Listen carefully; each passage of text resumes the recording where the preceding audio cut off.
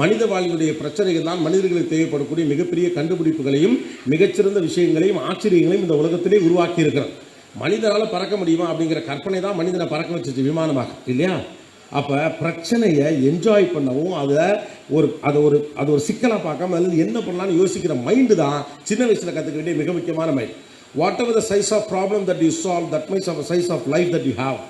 உங்கள் வாழ்க்கையில் எவ்வளவு பெரிய பிரச்சனைகளை நீங்கள் சரி செய்கிறீர்களோ அந்த அளவுக்கு வாழ்வை உங்களுக்கு பெரிதாக்குகிறது.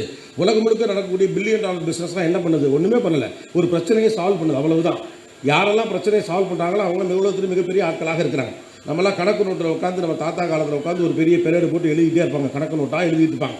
10 நோட்டு 20 நோட்டு ஒரு ரூமே இருக்கும். ஒரு ரூமில் வந்து 10 வருஷ கணக்கு நோட்டுகள் எல்லாம் அடுக்கி வச்சுருப்பாங்க.